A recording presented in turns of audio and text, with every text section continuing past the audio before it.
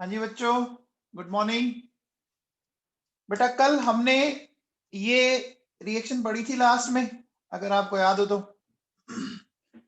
Bye dehydration of alcohol पढ़ी थी क्या? बोलो बच्चों। अब देखो बच्चों, सुनो, एल्कोहल की जो H2SO4 के साथ रिएक्शन होती है ना, वो बच्चों टेम्परेचर डिपेंडेंट है। वो आपकी टेम्परेचर डिपेंडेंट रिएक्शन, ठीक है ना? ये बात आप दिमाग में फिट कर लेना अच्छे से, ठीक है ना? अब देखो बच्चों, अगर आप टेम्परेचर लेके चल रहे हो 40 डिग्री सेल्सियस, है ना, तो ईथर बन रहा है। और अगर टेम्परेचर आप लेके चल रहे हो 170 डिग्री सेल्सियस या उससे ज्यादा, तो एल्कीन बन रही है। ये वैसे मैंने कल आपको रिएक्शन पढ़ाई थी क्या? ये मैकेनिज्म बच्चों बताई थी मैंने बोलो बच्चों। अरे ये मैकेनिज्म बताई थी ना लास्ट में, दे रखी है बच्चों, आपके एनसीईआरटी में दी हुई है, तो टिक कर लेना बच्चों इसको, है ना? ठीक है। देखो बच्चों, alcohol undergo dehydration in the presence of protic acid H2SO4 H3PO4। याद है क्या? क्या डिहाइड्रेशन में आपको पढ़ा चुका हूं? क्या एल्कोहल का डिहाइड्रेशन में आपको पढ़ा चुका हूं बच्चों? पहले कहां पढ़ाया था बताओ? कहां पढ़ाया? कौन से टॉपिक में पढ़ाया था, चलो ये बताओ। इसको मैंने किस टॉपिक के अंदर पढ़ाया था? कितने बच्चे बता पाते हैं, देखते हैं।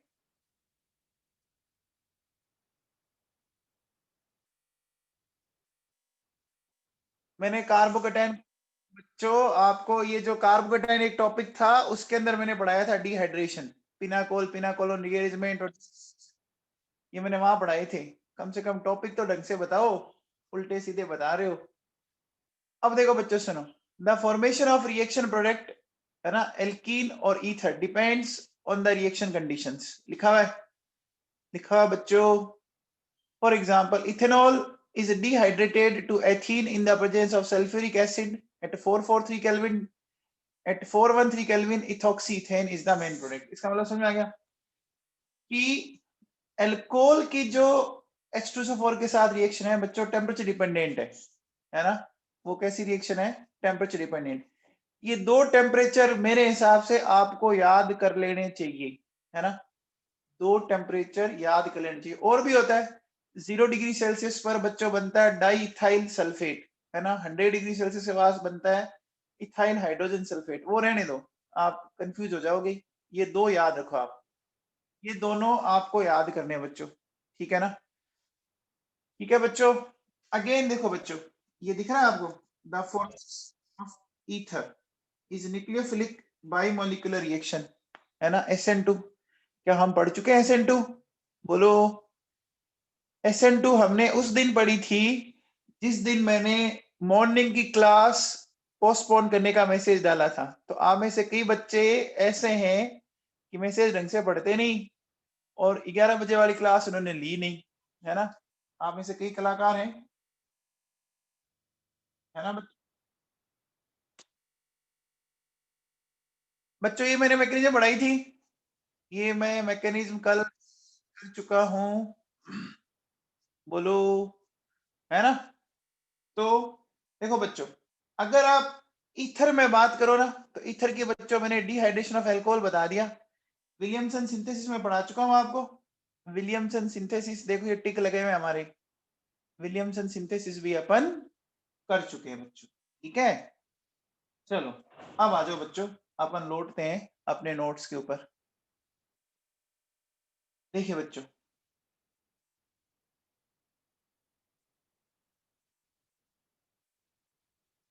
ये कल मैंने मैकेनिज्म बताई थी बच्चों, बताई थी क्या? ये मैकेनिज्म मैंने कल बताई थी, ठीक है? इसको हमने नाम दिया था बच्चों विलियमसन कंटिन्यूअस ईथरिफिकेशन। तो मैंने कल एक्सप्लेन किया था कि क्या इसका ये नाम सही है या गलत है? बोलो बच्चों, क्या इसका ये नाम सही है या गलत है? गलत है ना, क्योंकि हमें यहाँ पर यूज लेना पड़ता है कॉन्सेंट्रेटेड।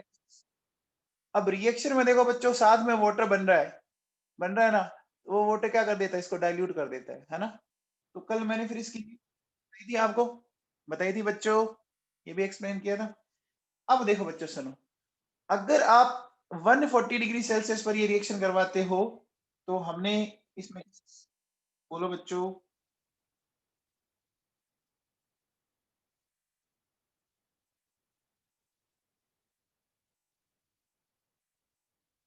ये बनाएंगे ईथर, और 170 से ज्यादा तो एल्कीन। दोनों रिएक्शंस मैं आपसे डिस्कस कर चुका हूं बच्चों, दोनों रिएक्शंस मैं आपसे डिस्कस कर चुका हूं। अच्छा, ये कौन सी मैकेनिज्म फॉलो करते हैं बच्चों? ये कौन सी मैकेनिज्म फॉलो करते हैं? SN2। तो SN2 में हिंड्रेंस ज्यादा होनी चाहिए या कम से कम होनी चाहिए, बताओ? SN2 में हिंड्रेंस कम से कम होनी चाहिए ना। तो देखो बच्चों क्या लिखा है, above reaction is mainly given by primary alcohol in which steric hindrance is almost negligible या absent। लिखा हुआ है क्या? लिखा हुआ बच्चों, product is formed by SN2 mechanism in which alcohol molecule attacks on protonated alcohol। लिखा हुआ बच्चों, है ना? बोलो, ये बात सबको समझ में आ गई? अब देखो बच्चों सुनो, हम यहाँ पे ये भी कह सकते हैं कि देखो बच्चों, क्या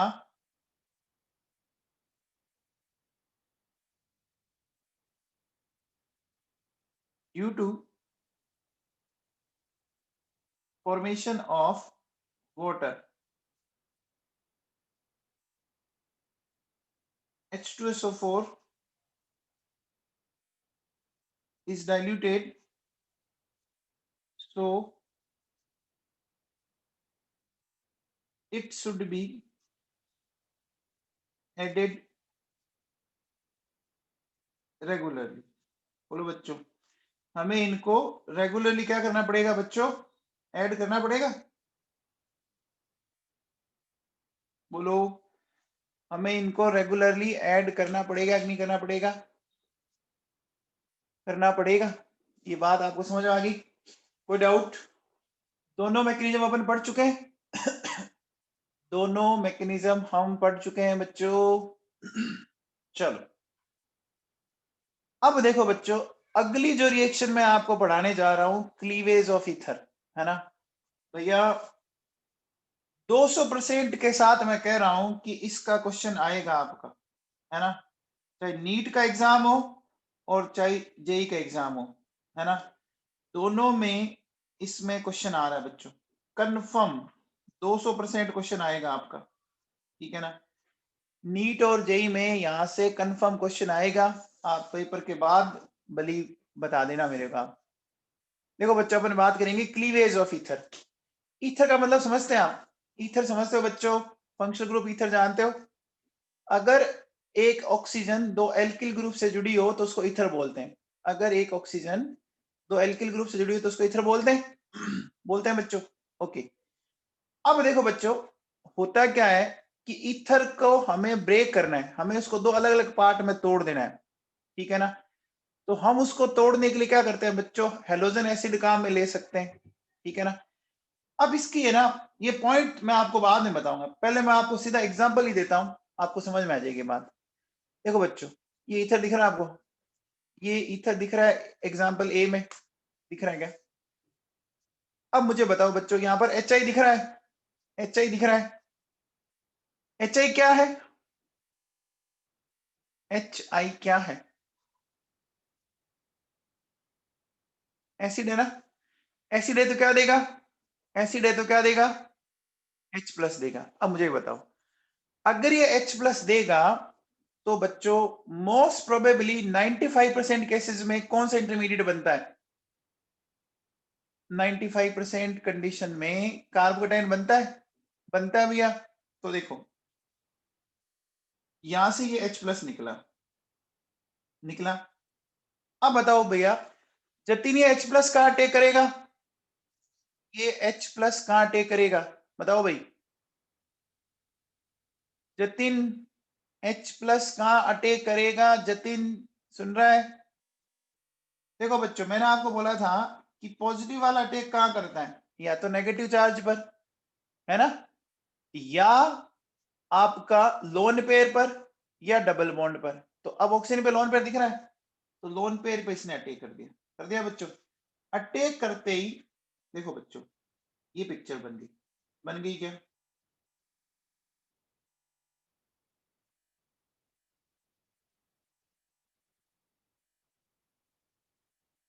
इस पिक्चर में कोई दिक्कत? जो इस पिक्चर में किसी को कोई दिक्कत है क्या? अब मुझे बताओ, इस ऑक्सीजन पे पॉजिटिव चार्ज होगा अनस्टेबल। अब एक बात बताओ कि इसके पास दो पॉसिबिलिटी है, या तो ये इधर से इलेक्ट्रॉन खींच ले या इधर से खींच ले। दो कंडीशन है ना, कंडीशन ए है और कंडीशन बी है। तो मुझे बताओ कि किस बॉन्ड को तोड़ना चाहिए, बॉन्ड ए को या बॉन्ड बी को? बताओ बच्चों, किस बॉन्ड को तोड़ना चाहिए जिससे स्टेबल कार्बोकेटाइन बन जाए? सोचिए बच्चों, बॉन्ड बी को तोड़ना चाहिए क्या? देखो बच्चों, अगर मैं बॉन्ड ए को तोड़ता हूं, मैं यहां लिखता हूं, देखो बच्चों, अगर मान लो मैंने बॉन्ड ए को तोड़ा तो मुझे ये मिला कार्बोकेटाइन, है ना, और इधर से ये मिल गया आपका एल्कोहल, ठीक है। और बॉन्ड अगर मैंने बी को तोड़ा तो बॉन्ड बी को तोड़ने पर देखो बच्चों मुझे ये मिला।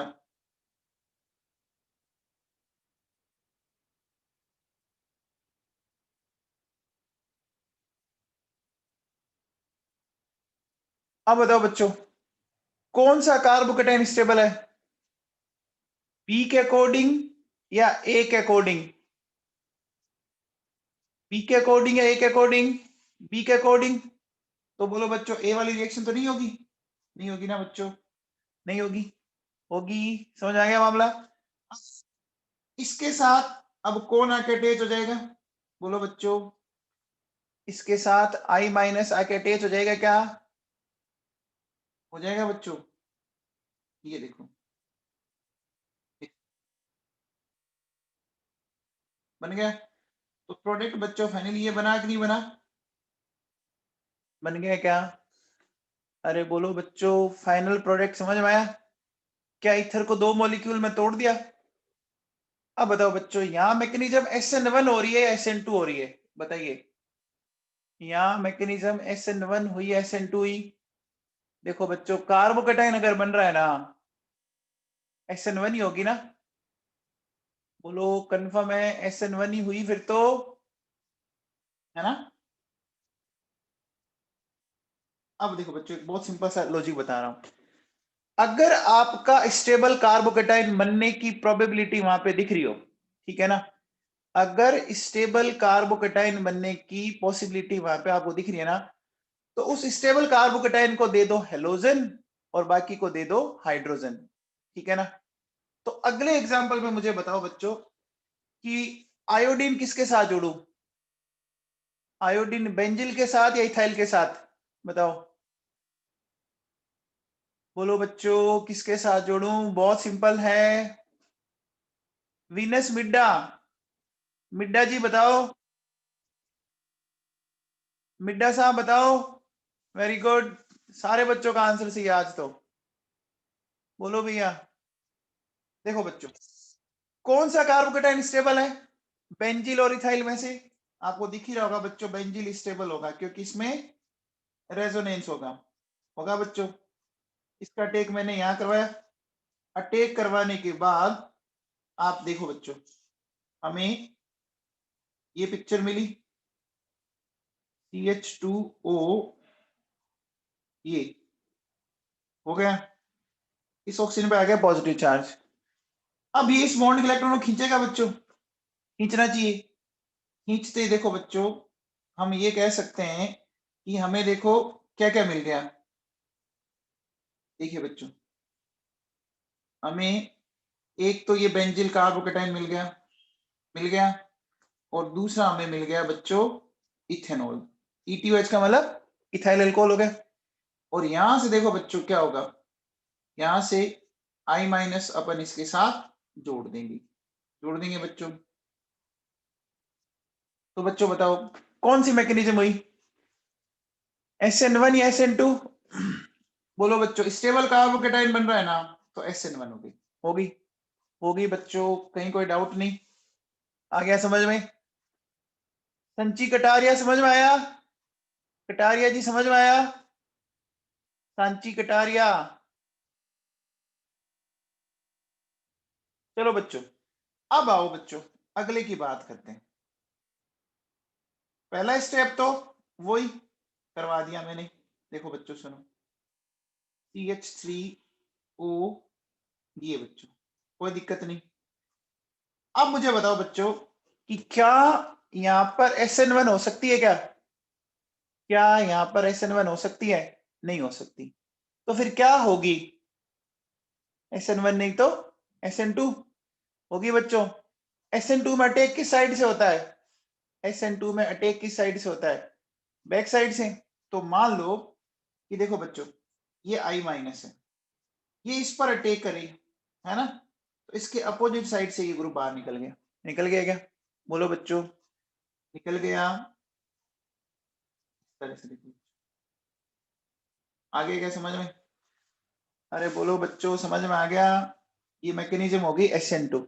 चलो अब बताओ, अगले केस में फिर बताओ मुझे, अगले केस में SN1 या SN2? सोच के बताइए। SN1 या SN2? SN2 होगी ना? देखो बच्चों, यहां से ये H+ निकला, इसने अटैक यहाँ किया।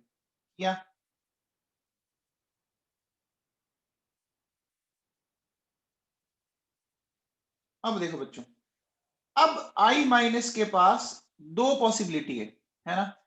दो कौन कौन सी पॉसिबिलिटी है? एक तो ये मिथाइल ग्रुप है और एक ये कार्बन है बच्चों।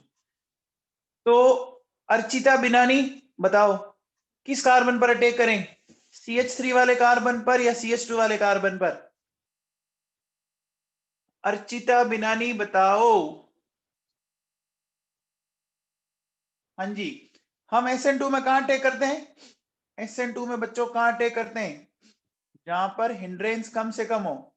SN2 में अटैक वहां करेंगे ना जहां हिंड्रेंस कम से कम हो। तो CH3 में सबसे कम हिंड्रेंस है बोलो बच्चों, है ना?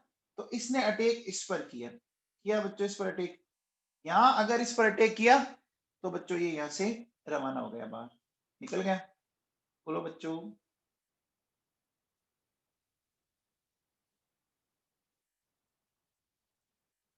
बच्चों समझ में आया? बोलो बच्चों, समझ में आया क्या? देखो बेटा, दो चीजें निकल के सामने आई कि अगर स्टेबल कार्बोकेटाइन बन रहा है तो उस कंडीशन में उसको अपन हैलाइड आयन पकड़ा देंगे और दूसरे को एल्कोहल बना देंगे।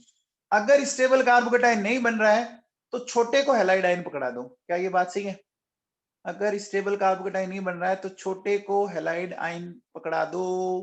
बोलो। चलो अब बताओ, इसमें किसको हैलाइड आयन पकड़ाऊं? सोच के बताओ, इसमें क्या बन रहा है? थोड़ा सा दिमाग लगाओ। आप में अगर दिमाग है तो लगाओ, दिमाग है तो लगाओ। दिख रहा है क्या? वेरी गुड, बहुत बढ़िया, बहुत अच्छा हो। बोलो बच्चों, क्या इसमें CPM बन रहा है? क्या इसमें CPM बन रहा है? साइक्लोप्रोपाइल मिथाइल कार्बोकेटाइन बन रहा है ना बच्चों? तो बहुत ही स्टेबल है। तो जो बन रहा है उसको पकड़ा दो बच्चों। ये लो बच्चों,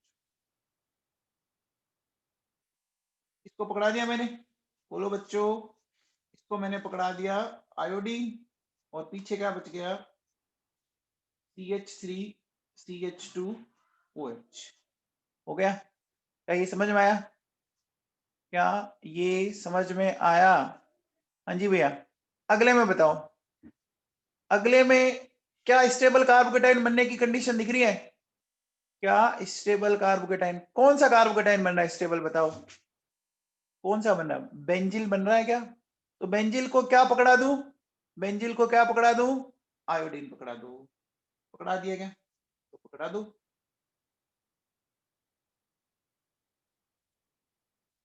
तो साथ में क्या मिल गया बच्चों? ये देखो, ये मिल गया फिनोल। मिल गया? अब बताओ बच्चों, क्या इसमें अभी तक बच्चों देखो यहां पर भी क्या हुई? ये SN1 हुई बच्चों, SN1 हुई। अब बच्चों इसमें SN1 की पॉसिबिलिटी दिख रही है क्या? दिख रही है क्या? SN1 की नहीं दिख रही, तो किसकी दिख रही है? SN2 की। अब SN2 की पॉसिबिलिटी दिख रही है, तो हैलाइड किसको पकड़ाएंगे, इसके गोद में रखेंगे जो छोटा है। छोटा कौन है, CH3 है ना। देखो बच्चों, ये हो गया OH एंड CH3 आई। हर्ष जनागल, इस कंपाउंड का नाम क्या भाई, हर्ष जनागल, जी में जो रिएक्टेंट इस कंपाउंड का नाम बता भाई।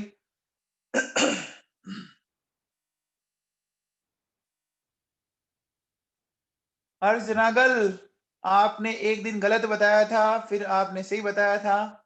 इस कंपाउंड का नाम है एनिसोल, ठीक है। ये बच्चों आपके नीट में आ चुका है ये क्वेश्चन, ये क्वेश्चन नीट में आया हुआ है, ठीक है। अच्छा, ये जो कंपाउंड है इसको बोलते हैं बच्चों फेनिटोल। क्या बोलते हैं, फेनिटोल। अच्छा बताओ, इस कंडीशन में क्या होगा, इस कंडीशन में क्या होगा, SN1 या SN2, SN1 या SN2, SN2, वेरी गुड। अब बताओ I माइनस किसको पकड़ाना है, I माइनस किसको पकड़ाना है, पकड़ा दूं, वेरी गुड, CH3 CH2I। और ये बच्चों, क्या आपके भेजे में ये बातें उतर रही है। देखो बच्चों, बेसिक कॉन्सेप्ट अगर क्लियर है ना तो फटाफट हो रहा है। अब बताओ बच्चों, अब बताओ बच्चों, क्या होगी, SN1 या SN2, SN1 या SN2, बोलो बच्चों, बताओ भाई, SN1 या SN2।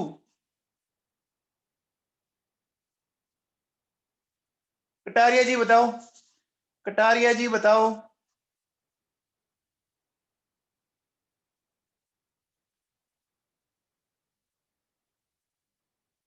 चित्रक सिंगल, चित्रक single, very good, yes Jain, बहुत बढ़िया बेटा, यस जैन, बहुत बढ़िया। चित्रक सिंगल बता भाई, वेरी गुड सुब्रतो,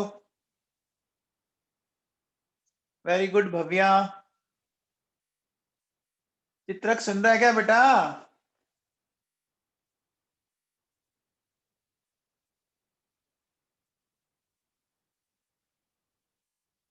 बच्चों पढ़ा करो घर पे। चित्रक रेस्पॉन्ड किया कर यार।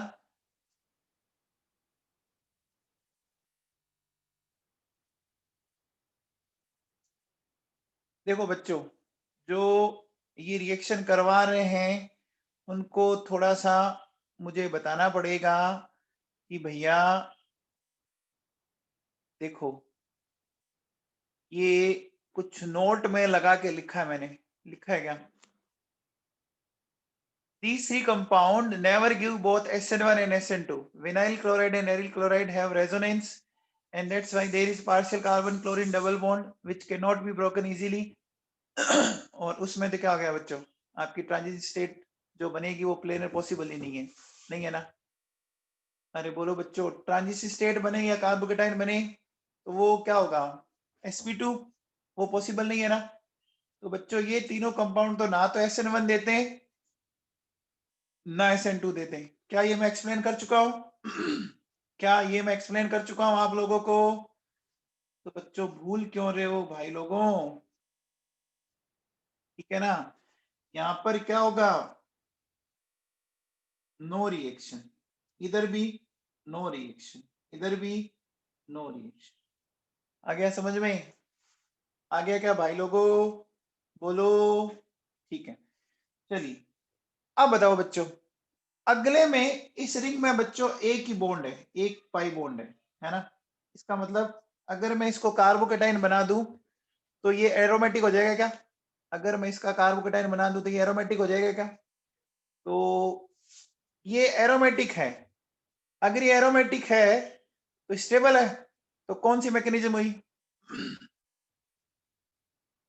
SN1 हुई क्या बच्चों, देखो SN1 हो गई, ये इस तरह से यहां से ये कार्बोकेटाइन बना दूं बच्चों, ये कार्बोकेटाइन बनाया देखो, और इस कार्बोकेटाइन के साथ आप क्या करेंगे बच्चों, Cl माइनस को जोड़ देंगे,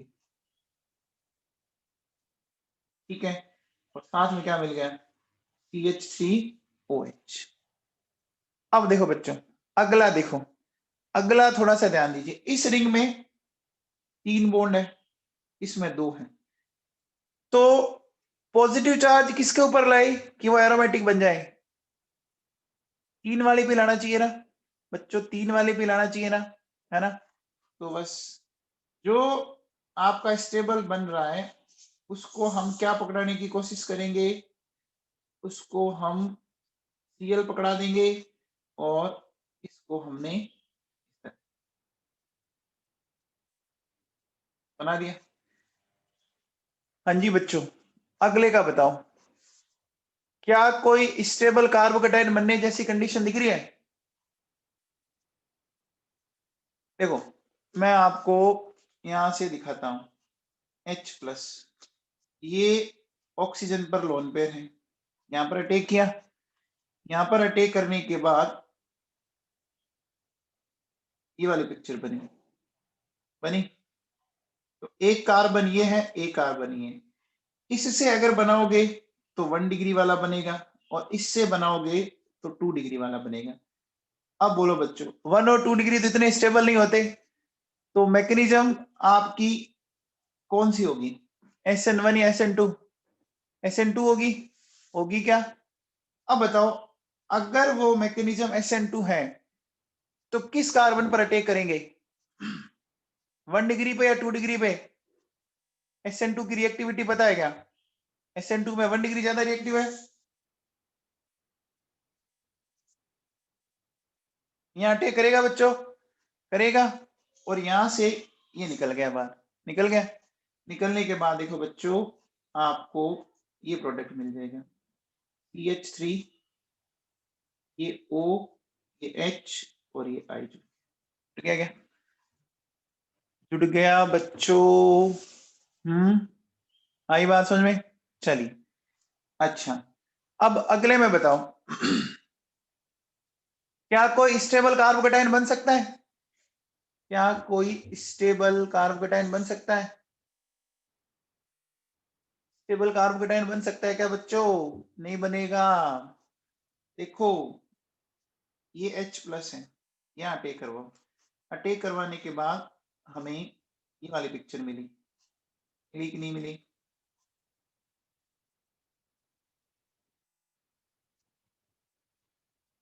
अब देखो, अगर मैंने बेंजीनिंग वाला डबल बॉन्ड तोड़ा, बेंजीनिंग से जो बॉन्ड है वो तोड़ा, तो वो फेनिल कार्बोकेटाइन बन जाएगा, स्टेबल नहीं होता।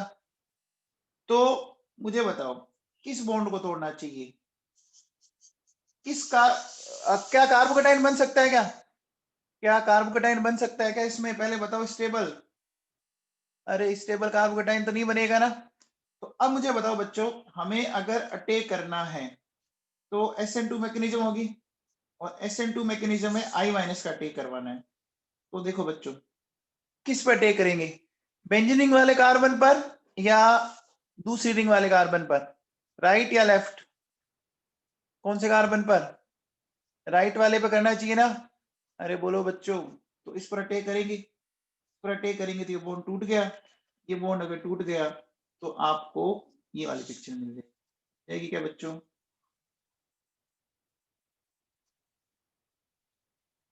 बोलो क्या समझ में आया क्या समझ में आया, ठीक है बच्चों। चलिए अब देखो बच्चों, इस ऑक्सीजन के ऊपर लोन पेयर है, ये H+ है, अटैक यहाँ हो गया, अटैक यहाँ होने के बाद आपके पास ये बच्चों पिक्चर है, ठीक है ना।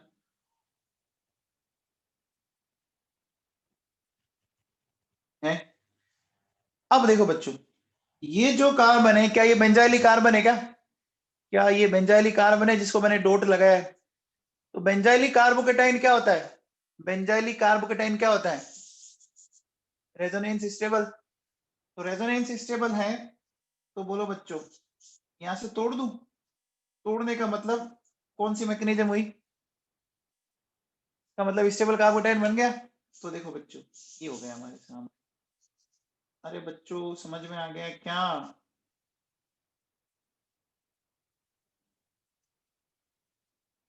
ये देखो बच्चों, ये बन गया, और इस पर कौन आकर अटैच हो जाएगा?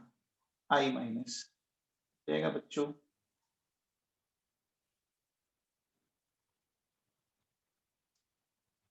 एक मिनट, कार्बन बढ़ गई क्या?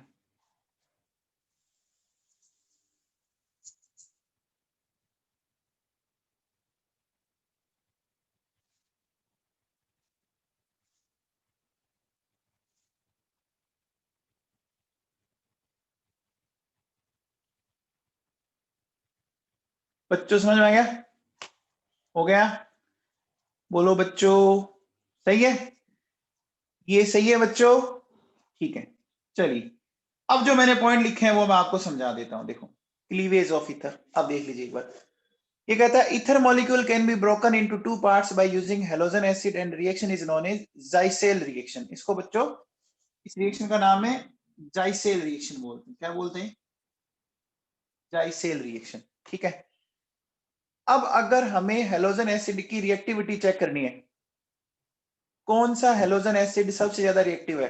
बताओ बच्चों, कौन सा हैलोजन एसिड मोस्ट रिएक्टिव होगा? HF या HI? बोलो बच्चों, HI होगा? होगा। अब देखो बच्चों, अब क्या केस लिखा है मैं सुनिए। देखिए, अगर आपका one of alkyl part of ether is 3 degree, या एलाइलिक, या बेंजाइलिक, या नॉन क्लासिकल कार्बोकेटाइन, या एरोमेटिक कार्बोकेटाइन, है ना, या CPM, ये भी ऐड कर दो आप, CPM, है ना, can produce, then reaction will be SN1 and the nucleophile that is X minus will combine with more stable carbocation। क्या ये बात आपको इतने सारे एग्जाम्पल में समझ में आई? क्या ये बात आपको इतने सारे एग्जाम्पल में समझ में आई बच्चों? आई क्या?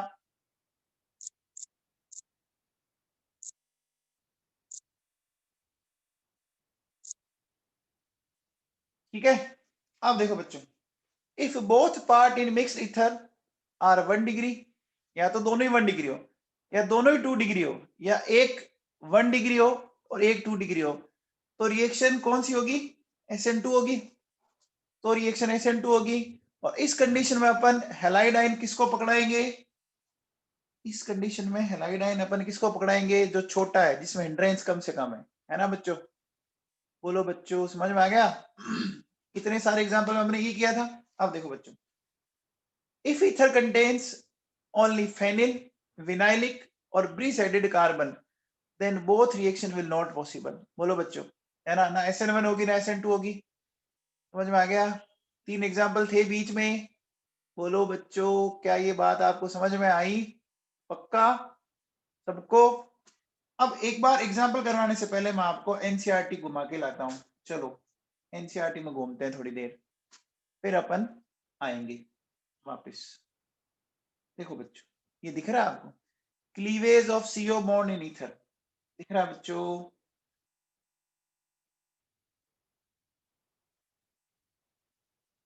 Chemical reaction, ethers are the least reactive, है ना बच्चों? ईथर जो क्या है, वो लीस्ट रिएक्टिव फंक्शनल ग्रुप है। The cleavage of CO bond in ether takes place under drastic condition with excess of hydrogen halide। ये लिखा हुआ है बच्चों, ये देखो, ये सारा कुछ इसमें लिखा हुआ है। मैं सीधा एक बार एग्जांपल पे आता हूँ। देखो बच्चों, यहाँ पे इसने मैकेनिज्म दे रखी है, यहाँ इसने मैकेनिज्म दे रखी है। देखो बच्चों, अब बताओ इस ईथर में मैकेनिज्म कौन सी होगी? ये जो इसने दिखा रखा है, कौन सी मैकेनिज्म होगी? SN2 होगी ना? आपको कहीं पर SN2 दिख रहा है? ये देखो बच्चों, ये दिख रहा है मुझे SN2 मैकेनिज्म। वर्ड दिख गया? SN2 दिख गया, है ना बच्चों? अब देखो बच्चों, यहाँ पे नीचे जो एक एग्जांपल दे रखा है बच्चों, नीचे, however when one of alkyl group is tertiary group then halide formed is tertiary halide। तो बोलो बच्चों, इस कंडीशन में कौन सी मैकेनिज्म होगी? बताओ। SN1। क्या ये आपको यहाँ पर कहीं दिख रही है? ये नाम कहीं लिखा दिख रहा है आपको? इसमें कहीं ये नाम लिखा हुआ दिख रहा है क्या? क्या ये नाम लिखा हुआ दिख रहा है आपको? दिख गया? ये देखो, ये पढ़ा बच्चों। अब बच्चों आपको बात समझ में आ रही है कि बेटा ऑर्गेनिक में अगर आपने एक बार बेसिक कॉन्सेप्ट ढंग से सीख लिया ना, उसके बाद उसको यूज ही तो लेना होता है। अरे उसके बाद उसको यूज लेना होता है ना। देखो बच्चों, है ना। अब देखो बेटा, ये दे रखा है। अब बेटा ये हमारे सामने कुछ रिएक्शंस है, ठीक है। इन एग्जांपल्स को अपन पहले खत्म कर लें, फिर वापस लौट जाएंगे अपन अपने नोट्स में। क्या कहता है बच्चों, give the major products that are formed by heating of the following, है ना, ईथर विद HL। सबसे पहले बताओ बच्चों, पहले वाले ईथर में क्या कोई 3 डिग्री एलाइलिक, बेंजाइलिक, एरोमेटिक या सीपीए बन सकता है क्या? नहीं बन सकता। नहीं बन सकता। तो फिर हमें कौन सी मैकेनिज्म को फॉलो करना है? SN2। तो बच्चों बताओ, I माइनस किसको पकड़ाऊं? I माइनस किसको पकड़ाऊं? इथाइल को ना, छोटे को पकड़ा दूं? बेटा प्रोडक्ट मत देखना, एक बार प्रोडक्ट प्लीज मत देखना आप, अगर आपको समझना है तो। बच्चों देखो, अगर आप इथाइल को I माइनस पकड़ाओगे तो दूसरे को अपने आप ही क्या मिल गया? दूसरे को अपने आप ही क्या मिल गया? H मिल गया। देखो बच्चों, क्या आपने प्रोडक्ट सही बनाया? क्या आपने प्रोडक्ट सही बनाया है? और इसकी मैकेनिज्म हुई SN2। चलिए बच्चों, अगले में सोच के बताओ कि क्या स्टेबल कार्बोकेटाइन बन सकता है? बन रहा है ना बच्चों, 3 डिग्री बन रहा है, देखो आप, बन रहा है ना। तो ये SN1 दिखाएगा। अब अगर SN1 दिखा रहा है तो जो स्टेबल कार्बोकेटाइन है उसको क्या पकड़ा देंगे? जो स्टेबल कार्बोकेटाइन है उसको I पकड़ा देंगे। पकड़ा दिया I पकड़ा दिया बच्चों, तो दूसरे को मिल गया। अब बच्चों थर्ड में देखो, थर्ड में देखिए क्या स्टेबल बन रहा है? बेंजिल कार्बोकेटाइन बन रहा है, तो कौन सी मैकेनिज्म होगी? SN1 होगी। होगी बच्चों, होगी। बन गया, समझ में आ गया। प्रोडक्ट हमने सही बनाया है, बनाया है। ये मैं पहले करवा चुका हूं आपको, इलेक्ट्रोफिलिक सब्स्टिट्यूशन बहुत पहले करवा चुका हूं ना, इलेक्ट्रोफिलिक सब्स्टिट्यूशन तो आपको, है ना बच्चों। देखो बच्चों, ईथर आपका, अब अगर आप ध्यान दो तो ईथर की सारी रिएक्शंस हो गई आपकी, मैंने आपको सारी रिएक्शंस बता दी, है ना। ईथर में मैंने सारी रिएक्शन बता दी बच्चों, ठीक है ना। तो ईथर तो आपका कंप्लीट भी हो गया, हो गया। चलो आओ बच्चों, बात करते हैं आगे। अब आओ बच्चों, ये अगला एग्जाम्पल है क्यू। अब हमें क्या करना है इस एग्जाम्पल क्यू में? क्या करना है बताओ? एग्जाम्पल क्यू में क्या करना है, समझ पा रहे हो आप? H3O प्लस का मतलब, H3O प्लस का मतलब हाइड्रोलिसिस करना है। क्या करना है? हाइड्रोलिसिस करना है। करें बच्चों? एक बात सुनो, देखो ईथर के हाइड्रोलिसिस का एक बड़ा सिंपल सा लॉजिक बताता हूं, क्या करना होता है आपको। देखो बच्चों, ये मान लीजिए मेरे पास ईथर है, ठीक है। ये मेरे पास अगर ईथर, ठीक है, तो आप इसको ऐसे लिखो HOH, ये ऐसे टूट गए, टूट गए क्या बच्चों? तो बनने दोनों ही अल्कोहल है, दोनों ही अल्कोहल बने ना, ROH ROH, बोलो। अरे दोनों साइड अल्कोहल ही बने ना, बोलो बच्चों, समझ में आया क्या? आ गया। अब मुझे बताओ बच्चों, जो ये क्यू दे रखा है, इस क्यू में कितने ईथर ग्रुप दिख रहे हैं? क्यू में कितने ईथर ग्रुप दिख रहे हैं? 3 दिख रहे हैं ना। तो देखो बच्चों क्या करूं, कितने वाटर के मॉलिक्यूल कहां में ले लूं? 3 ले लूं। देखो बच्चों ऐसे लिखो, HOH HOH HOH, ऐसे तोड़ दूं क्या?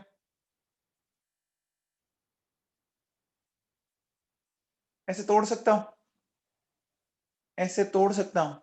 अब आप अगर ध्यान दो तो बच्चों ये कार्बन है ना, ये कौन सा ग्रुप है? CH2 ग्रुप है। आप बताओ, एक CH2 ग्रुप के साथ क्या आपके 2 OH आ गए क्या? हर CH2 ग्रुप के साथ 2 OH आ गए क्या? आ गए बच्चों। क्या मैंने सही बनाया है? क्या मैंने सही बनाया है क्या? अब बताओ बच्चों, क्या एक कार्बन पर 2 OH स्टेबल होंगे? क्या एक कार्बन पर नहीं होंगे?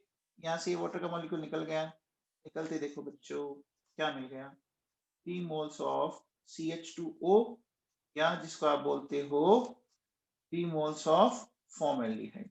मिल गया क्या? बोलो बच्चों, क्या समझ में आई बात? आ गया भाई? जैसे सपोज देखो, ये है मेरे पास,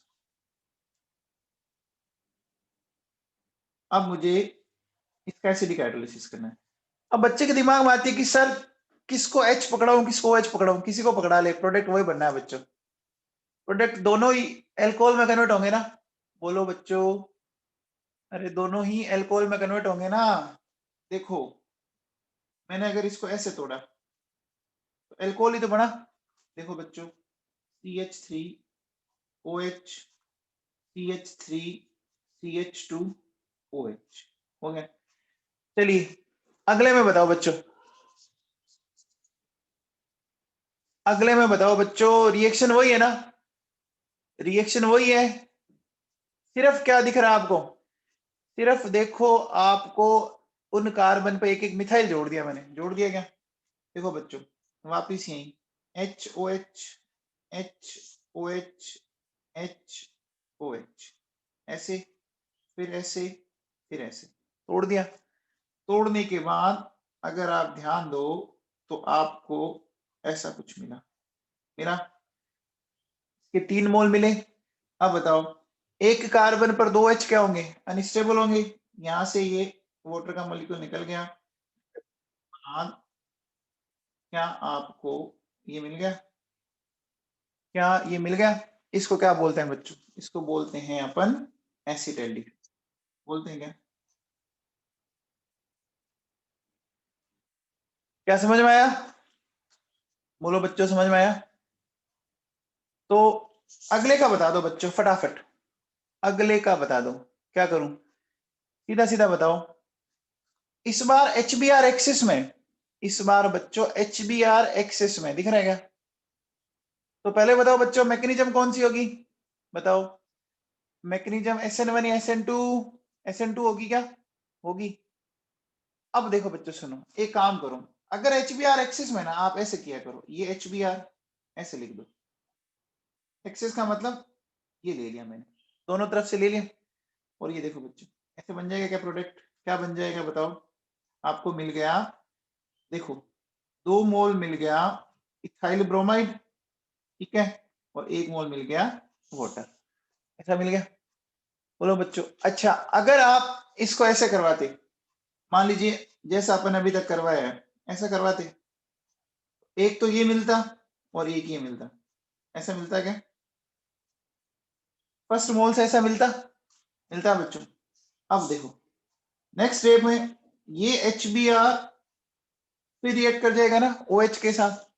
बोलो बच्चों, यहां से ये निकल जाएगा, और निकलने के बाद ये देखो क्या मिल गया, मिल गया क्या? तो कितने मोल इथाइल ब्रोमाइड मिल गए बताओ?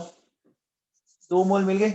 चलो बच्चों, अगला क्वेश्चन बताओ, अगला क्वेश्चन कर दोगे हाइड्रोलिसिस का? हाइड्रोलिसिस का अगला क्वेश्चन आप कर देंगे क्या? देखो बच्चों, ये HOH, HOH, तोड़ दो इसको, ऐसे तोड़ दिया। तोड़ने के बाद जब हमने इसको तोड़ ही दिया, फिर क्या घबराना, ये देखो OH, ये OH, और बीच वाले कार्बन पर अगर आप ध्यान दो तो 2 OH आ गए, आ गए। तो बीच वाले कार्बन पर अगर 2 OH आ गए तो आपको पता है अब क्या होने वाला है, बताओ? क्या निकल जाएगा? H2O निकल जाएगा।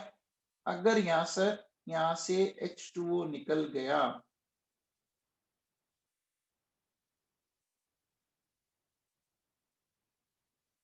तो बोलो बच्चों, ये मिल जाएगा क्या? मिल जाएगा। अब बच्चों बताओ, हमारे पास ये है, देखो ये, इसमें एक डबल बॉन्ड है, इसमें 2 डबल बॉन्ड है, तो एरोमेटिक रिंग कौन सी बनेगी इसमें? एक वाली बनेगी। तो जो एरोमेटिक रिंग बनेगी उसको क्या मिलेगा? एरोमेटिक रिंग को क्या मिलेगा? एरोमेटिक रिंग को Cl माइनस मिलेगा या H+ मिलेगा? Cl माइनस मिलेगा ना, जो स्टेबल है, क्योंकि एरोमेटिक तभी बनेगी ना जब उस पर पॉजिटिव चार्ज आएगी, है ना? और ये देखो बच्चों,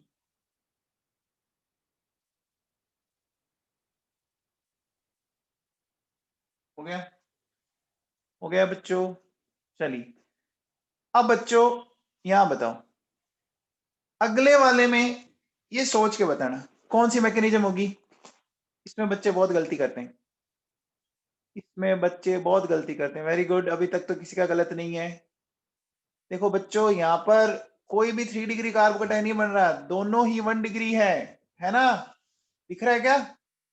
अरे जो कार्बोकेटाइन बनेंगे, तो अब मुझे बताओ कि जैसे ये HBr है बच्चों, ये HBr है, इस HBr ने H+ दिया, इस ऑक्सीजन पर लोन पे अटैक यहाँ करवा दिया। अटैक यहाँ करवाने के बाद हमें ये मिल गया बच्चों, मिल गया। अब देखो बच्चों, अब इस Br- को अटैक करना है। Br- किस पर अटैक करेगा? CH3 पे या CH2 पे? CH3 पे करेगा ना, यहाँ करेगा बच्चों, यहाँ से निकल जाए, निकलने के बाद आपको ये वाला प्रोडक्ट मिल जाएगा।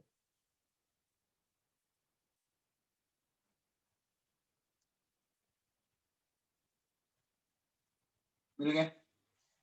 चलो बच्चों, इसमें तो दोनों ही एक ही जैसे है ना, इसमें तो दोनों ही एक ही जैसे है ना, बोलो बच्चों, तो किसी को भी कर सकते हैं ना। तो एक तो बन जाएगा एल्कोहल,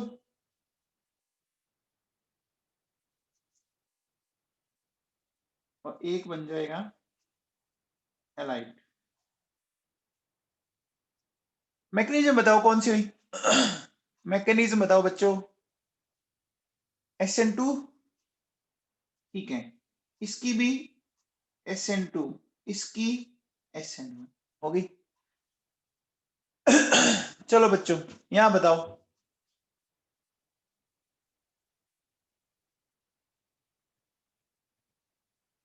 SN1 हो सकती है क्या? सोच के बताना है भैया, SN1 हो सकती है क्या? देखो बच्चों, स्टेबल कार्बोकेटाइन तो बन ही नहीं रहा, स्टेबल कार्बोकेटाइन तो बन ही नहीं रहा बच्चों, है ना? तो देखो यहां से ये H+ यहाँ अटैक करेगा, यहाँ अटैक करने के बाद आपको ये मिल गया, देखो हो गया। अब देखो बच्चों, अब इस Br- को अटैक करना है, तो Br- को डबल बॉन्ड वाले कार्बन पर अटैक करना चाहिए या सिंगल बॉन्ड वाले पे? इस पे या इस पे, लेफ्ट या राइट? बोलो बच्चों, इस पर अटैक करना चाहिए, लेफ्ट या राइट? बोलो, लेफ्ट पे करना चाहिए क्या, है ना? देखो बच्चों, ये यहाँ अटैक करेगा, यहाँ अटैक करेगा, तो ये यहाँ से निकल गया, निकल गया, निकल गया क्या बच्चों? बोलो, आई बात में? तो देखो क्या मिला, CH3 CH2 Br, और हमें देखो बच्चों क्या मिला, CH3 CH double bond CH और OH, ये मिला। ये मिला क्या बच्चों? बोलो, अरे ये मिला। अब मुझे बताओ, ये जो डबल बॉन्ड पे जो OH मिला है, इसको देखो, एक मिनट में वापस थोड़ा सा इसको ढंग से लिख देता हूं। आप एक चीज बताओ बच्चों, क्या होगा यहाँ पर? देखो डबल बॉन्ड लोन पे अल्टरनेट है, टोटोमेरिज्म होगी यहाँ पर, है ना? देखो बच्चों कैसे, यहाँ से ये लोन पर इधर शिफ्ट हुआ, ये इधर आ जाएगा बच्चों। जैसे ही ये इधर आया, आया बच्चों, ये हो गया CH-, ये हो गया CO, हो गया बच्चों, इस पे आ गया पॉजिटिव चार्ज, आ गया। अब बताओ ऑक्सीजन पॉजिटिव चार्ज क्या होगा? ऑक्सीजन पॉजिटिव चार्ज क्या होगा बच्चों? अनस्टेबल, ये खींच लेगा, तो H निकल के इसके पास आ गया, इसके पास आने का मतलब ये हो गया, हो गया, हो गया क्या भाई लोगों? हो गया। चलो इसका हाइड्रोलिसिस करवा सकते हैं आप? इसका हाइड्रोलिसिस करवा सकते हो क्या? देखो बच्चों ऐसे तोड़ दो, HOH तोड़ दिया बच्चों, जो प्रोडक्ट बना उसका नाम बताओ, जो प्रोडक्ट बना उसका नाम बताओ, कॉमन नेम बताओ। इथाइलिन ग्लाइकोल बन गया बच्चों, देखो बन गया क्या, इथाइलिन ग्लाइकोल, मिल गया बच्चों। चलिए अगले का फिर हाइड्रोलिसिस करना है, हाइड्रोलिसिस करना है। हाइड्रोलिसिस में तो आपको पता है कैसे कर दो, आपको मिलना क्या है। तो देखो बच्चों, ऐसा मिलेगा क्या, ये हो गया OH और ये हो गया CH3OH। अब देखो बच्चों, डबल बॉन्ड पर OH आ गया, डबल बॉन्ड पर OH है, इसका मतलब ये ऑक्सीजन का जो लोन पेयर है, lone pair double bond alternate है, lone pair double bond alternate है क्या बच्चों। देखो ये इधर शिफ्ट करेगा, ये इधर आ जाएगा, और जैसे इधर आएगा देखिए यहाँ नेगेटिव हो गया, ये हो गया, यहाँ से ये H निकल के इसके पास आएगा, इसके पास अगर आएगा,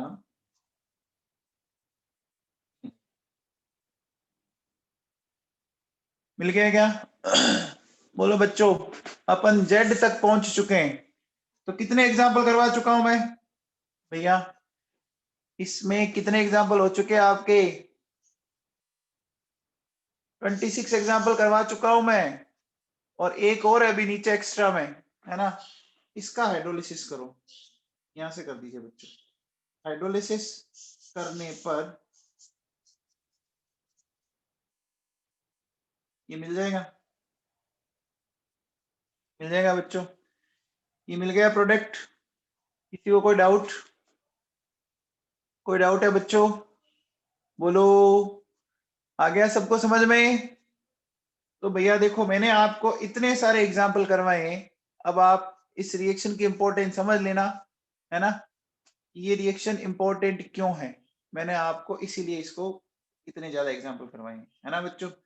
एनसीईआरटी में भी बहुत अच्छा भला दे रखा है इसके बारे में, काफी लंबा चौड़ा दिया हुआ है, तो आप इसको जरूर तैयार करें इस रिएक्शन को, ठीक है बच्चों, हो गया तो बच्चों ये हमने पढ़ी, कौन सी सब्स्टिट्यूशन पढ़ रहे थे याद है क्या, अभी तक हम कौन सी सब्स्टिट्यूशन पढ़ रहे थे, न्यूक्लियोफिलिक सब्स्टिट्यूशन पढ़ा, है ना। देखो बच्चों सब्स्टिट्यूशन रिएक्शन आपके 12th के सिलेबस में सबसे ज्यादा बड़ा पार्ट है ना। सब्स्टिट्यूशन रिएक्शन आपके 12th के सिलेबस में सबसे बड़ा पार्ट है। देखो आप, सबसे पहले हमने इलेक्ट्रोफिलिक सब्स्टिट्यूशन पढ़ा, फिर एसाइल न्यूक्लियोफिलिक सब्स्टिट्यूशन पढ़ा, फिर एरिल न्यूक्लियोफिलिक सब्स्टिट्यूशन पढ़ा, है ना, फिर एलिफेटिक पढ़ रहे। अब देखो बच्चों सब्स्टिट्यूशन में लास्ट पार्ट पे अपन आ गए बच्चों, फ्री रेडिकल सब्स्टिट्यूशन, है ना। ये सब्स्टिट्यूशन का लास्ट पार्ट है अब, ठीक है ना। तो सब्स्टिट्यूशन एक बहुत बड़ा पार्ट है आपके 12th के अकॉर्डिंग, बड़ा इंपॉर्टेंट है, बोर्ड में भी आपको मैंने एनसीईआरटी में जगह जगह दिखाया भी है ना बच्चों। अब बात करें बच्चों फ्री रेडिकल सब्स्टिट्यूशन की, देखो बच्चों सुनो, सबसे पहले एक बात बताओ बच्चों, आईयूपीएसी ने कार्बन हाइड्रोजन बॉन्ड का इंडक्टिव इफेक्ट कितना मान रखा है, बताओ बच्चों। आईयूपीएसी ने कार्बन हाइड्रोजन बॉन्ड का इंडक्टिव इफेक्ट 0 मान रखा है ना, ये हमने बोल रखा है।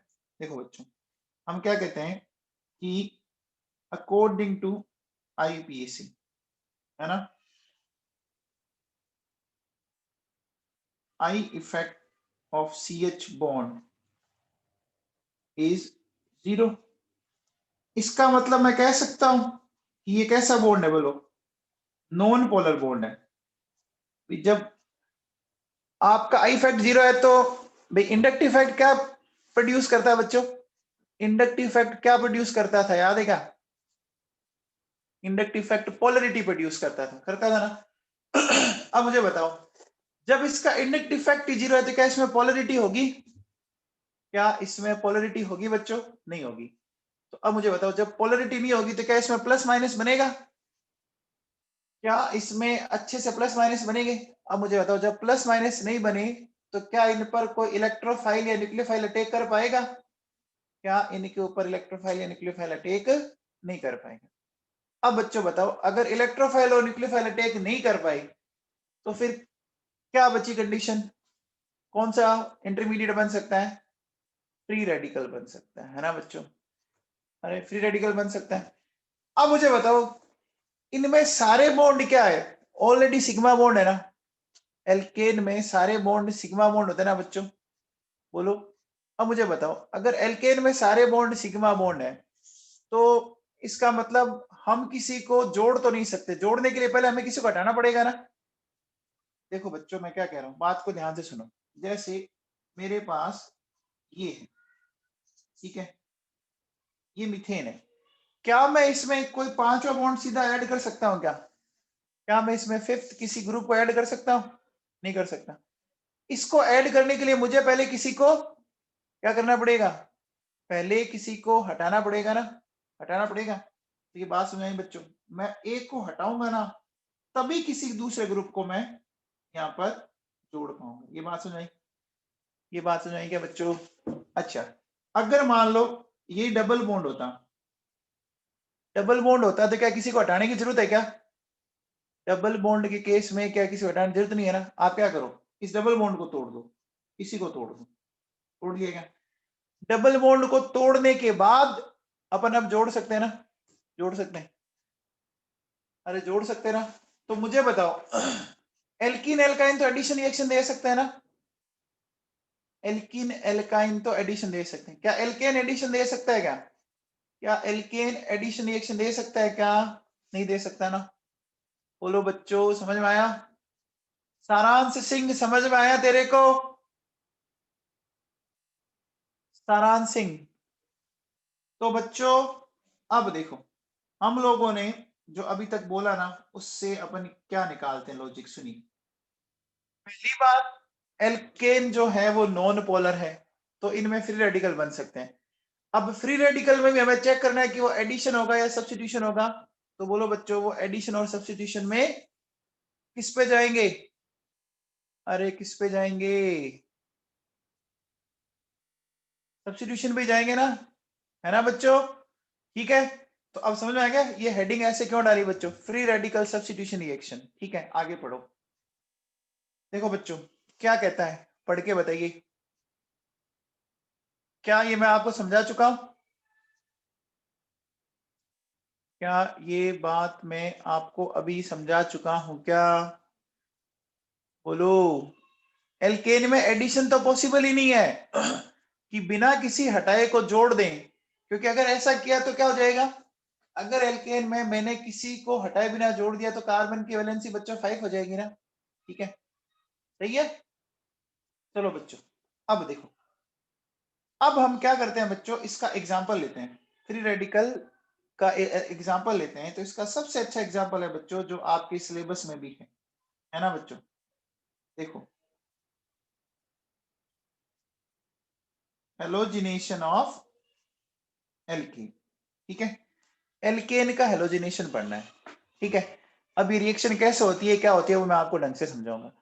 सबसे पहले एक बात आता है बच्चों, क्या फ्री रेडिकल की कंडीशन आपको पता है क्या? फ्री रेडिकल किस किस कंडीशन में बनता है, क्या किसी को पता है?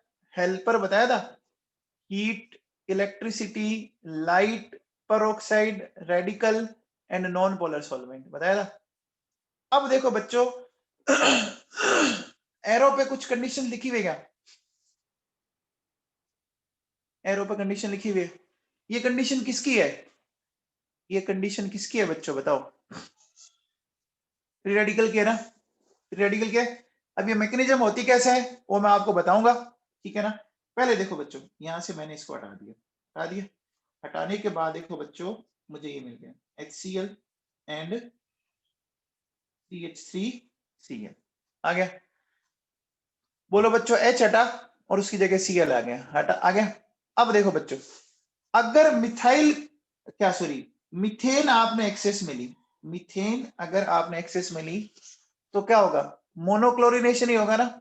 मीथेन को अगर आपने एक्सेस में लिया, क्लोरीन एक्सेस में नहीं है ना, तो क्या होगा बच्चों? सिर्फ क्या होगा, मोस्टली क्या होगा यहाँ पर, मोनोक्लोरिनेशन।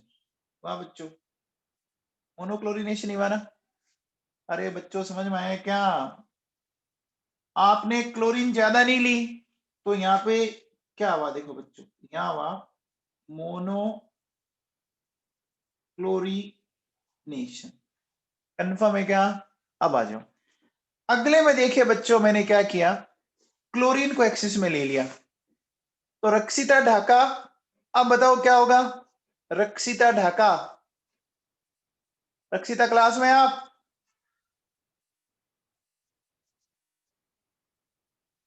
देखो बच्चों, पहले स्टेप में ही हट गया, हट गया बच्चों। ये हटने के बाद हमें देखो बच्चों ये मिल गया क्या, ये मिल गया। अगले स्टेप में देखो बच्चों फिर क्या होगा, फिर यहां से ये सीएल हटा, हट गया बच्चों, और हटने के बाद देखो क्या होगा, ये मिल गया, ठीक है। अब देखिए बच्चों नेक्स्ट स्टेप में फिर क्या हो सकता है, सीएल सीएल एच न्यू, यहां से फिर ये हट गया, देखो बच्चों क्या हो जाएगा, CCl3 हो गया बच्चों, ये H हो गया, एंड लास्ट स्टेप में H न्यू ClCl, यहां से फिर हट गया, और हटने के बाद गया CCl4, गया क्या बच्चों। तो इसका मतलब या तो पूरा खानदान बन गया ना, या तो पूरा खानदान बन गया ना, मोनो भी बन गया, डाई भी बन गया, ट्राई भी बन गया, टेट्रा भी बन गया, है ना बच्चों। अब देखो सुनो, ये जो CCl4 है ना बच्चों, इसको कॉमनली बोलते हैं पाइरीन, क्या बोलते हैं, पाइरीन।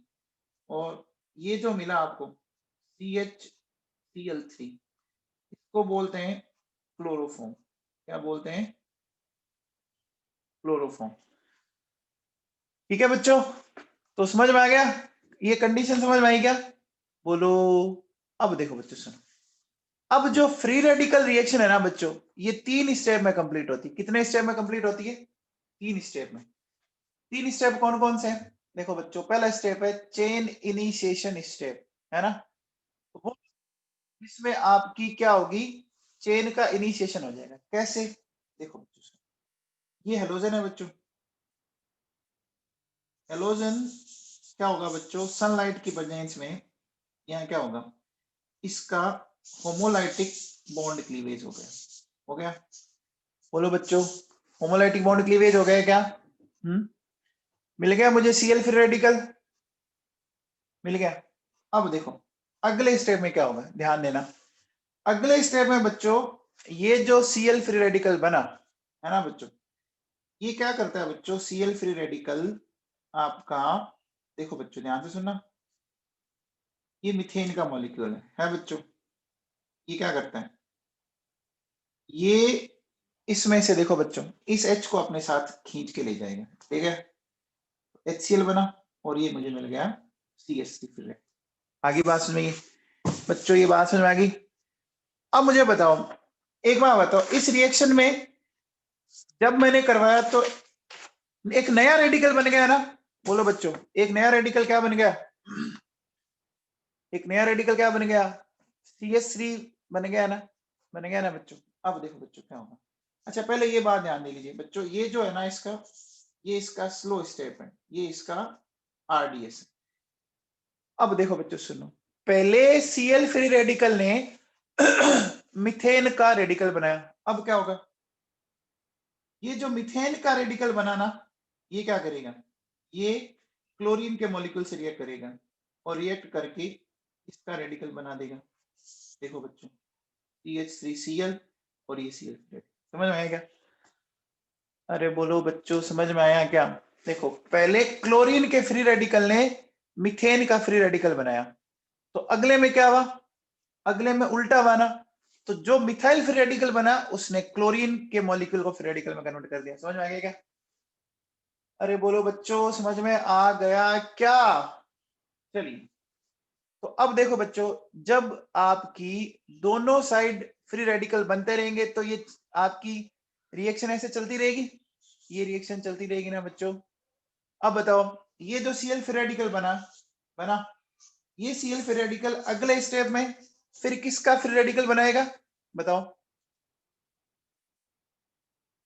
ये बच्चों CH3 फ्री रेडिकल बनाएगा, तो ये रिएक्शन आपकी कंटिन्यूअसली चलती रहेगी, समझ में आया, आगे क्या बच्चों, बोलो, ठीक है।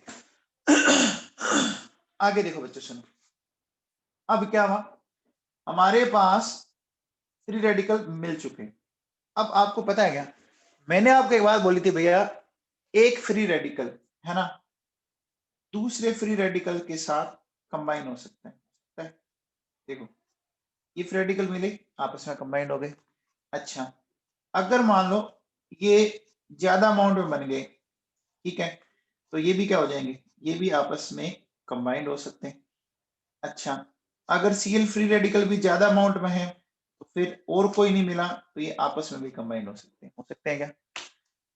अरे बच्चों आपस में कंबाइंड हो सकते हैं क्या, है ना? अब मुझे बताओ कि CH3 फ्री रेडिकल को Cl फ्री रेडिकल मिला ही नहीं, CH3 फ्री रेडिकल को Cl फ्री रेडिकल मिला ही नहीं, तो फिर क्या करेगा? अपने आपस में कंबाइंड हो जाएंगे ना। मान लो Cl फ्री रेडिकल के लिए उतने CH3 फ्री रेडिकल है ही नहीं तो वो आपस में कंबाइंड हो गई क्या? बोलो बच्चों, ये मैकेनिज्म समझ में आ गई? अब बच्चों एक चीज बताओ, इनमें देखो बेटा एक बहुत ही सिंपल सा कंसेप्ट समझना। बताओ चेन इनिशिएशन स्टेप में रेडिकल ओनली कौन सी साइड दिख रहे हैं आपको? चेन इनिशिएशन स्टेप में रेडिकल सिर्फ और सिर्फ प्रोडक्ट साइड दिख रहे हैं क्या? और टर्मिनेशन में किस में दिख रहे हैं? टर्मिनेशन में देखो बताओ, टर्मिनेशन में किस साइड दिख रहे हैं? अरे मैंने टर्मिनेशन बोला है, लेफ्ट साइड दिख रहे हैं। तो बोलो इनिशिएशन और टर्मिनेशन के बीच वाला कौन सा स्टेप है? इनिशिएशन एंड टर्मिनेशन के बीच वाला स्टेप कौन सा है? प्रोपगेशन। इसका मतलब इसमें क्या होगा? इसमें क्या होगा बच्चों? दोनों साइड है ना? देखो बच्चों समझ में आ गया? दोनों साइड है, आई बात समझ में? तो देखो बच्चों क्या करेंगे, इनिशिएशन में क्या है, अपन क्या बोलेंगे? देखो बच्चों, free radical only product side, ठीक है? यहां देखो, free radical on both side, ठीक है? और free radical on reactant side. बोलो बच्चों समझ में आ गया क्या? तो कई बार क्या करता है वो स्टेप दे देगा और आपको कहेगा कि बताओ भैया कि कौन सा इनिशिएशन है, कौन सा प्रोपेगेशन है, कौन सा टर्मिनेशन। अब बच्चों एक बात बताओ, क्या इस रिएक्शन में आइसोटॉपिक इफेक्ट ऑब्जर्व हो सकता है क्या? क्या इस रिएक्शन में आइसोटॉपिक इफेक्ट ऑब्जर्व हो सकता है? देखो बच्चों क्यों हो सकता है बताओ?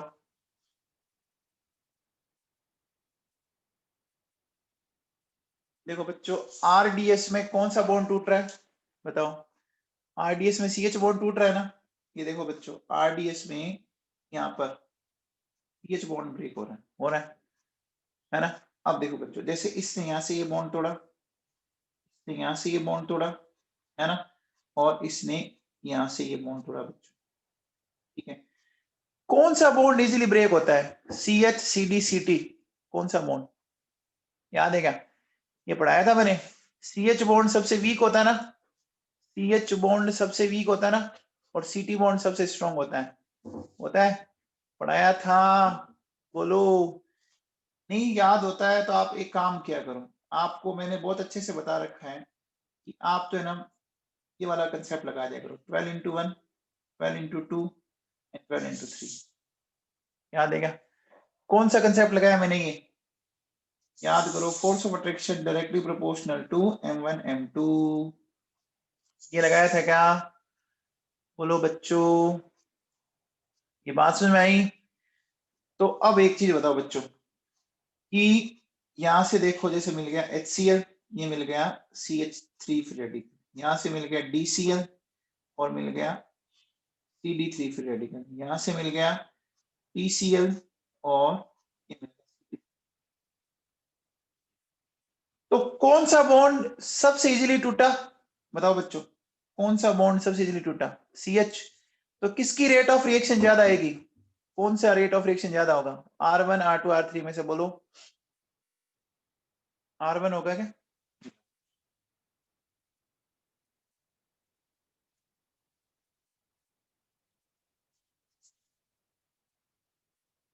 क्लियर है क्या?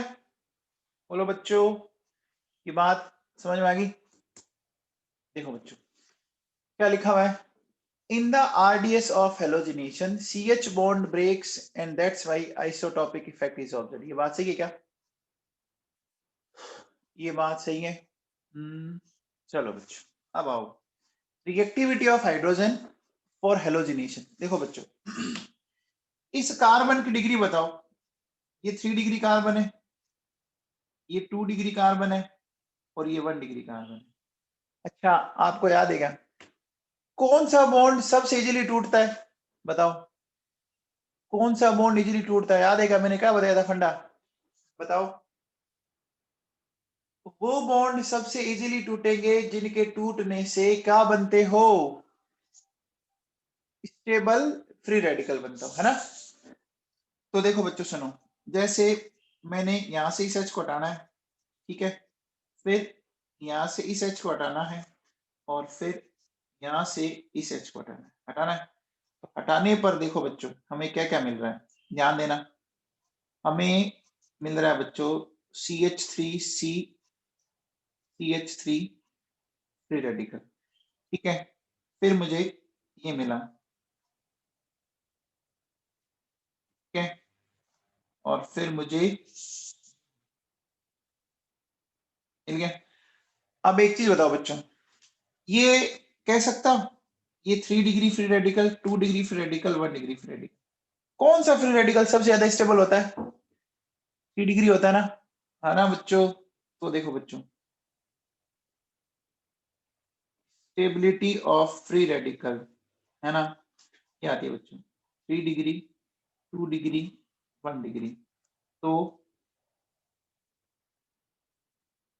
रिएक्टिविटी ऑफ हाइड्रोजन में फिर ये ऑर्डर आ जाएगा, 3 डिग्री, 2 डिग्री। क्या समझ में आया? बोलो बच्चों, क्या ये बात आपके भेजे में बैठ गई? चलो अगली बात करते हैं बच्चों, रिएक्टिविटी ऑफ हेलोजेंस, है ना? हेलोजन की रिएक्टिविटी देखते हैं बच्चों। एक बात बताओ, वैसे भी बताओ कि इस दुनिया का सबसे मोस्ट रिएक्टिव नॉन मेटल कौन सा है? इस दुनिया का मोस्ट रिएक्टिव नॉन मेटल कौन सा है बच्चों? Most reactive non metal fluorine है क्या? फ्लोरीन होता है बच्चों। क्यों होता है बताओ? क्योंकि फ्लोरीन का स्टैंडर्ड रिडक्शन पोटेंशियल सबसे ज्यादा आता है। क्या आपको ये बात पता है? फ्लोरीन का स्टैंडर्ड रिडक्शन पोटेंशियल सबसे ज्यादा आता है। क्या ये बात आप जानते हैं? जानते हैं बच्चों? बोलो, है ना? तो क्या रिएक्टिविटी ऑर्डर बन के कह सकते हैं?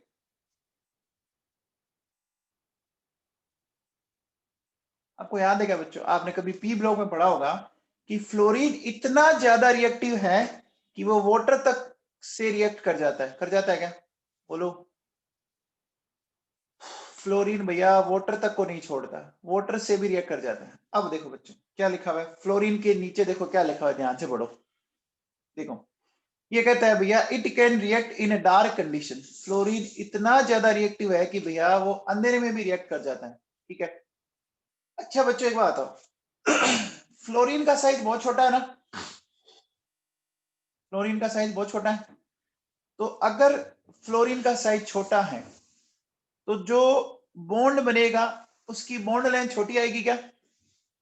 बॉन्ड लेंथ छोटी आएगी क्या? अब मुझे बताओ, अगर बॉन्ड लेंथ छोटी आ रही है तो वो बॉन्ड स्ट्रॉन्ग होगा या वीक होगा?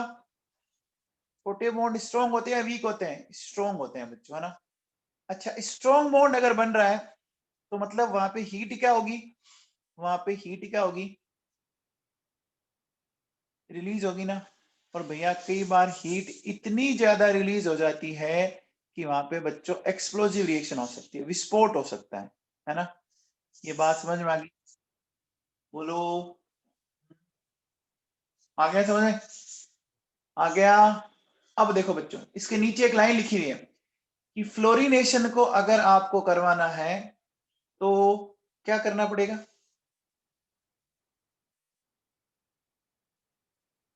फ्लोरिनेशन को किस में करवाएंगे बच्चों? इनट मीडियम लेना पड़ रहा है, समझ में आया? इनट मीडियम समझ में आया क्या?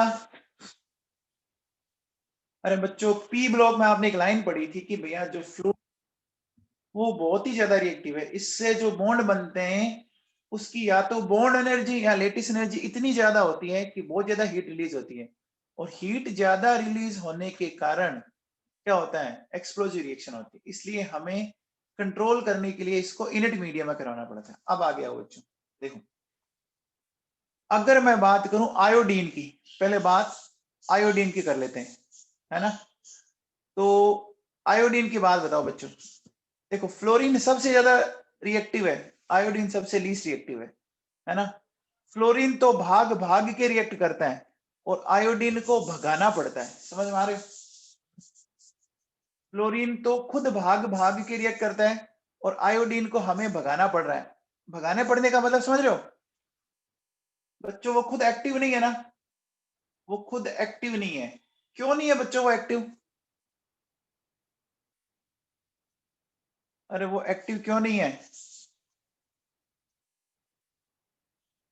अरे आयोडीन एक्टिव क्यों नहीं है भाई लोगों?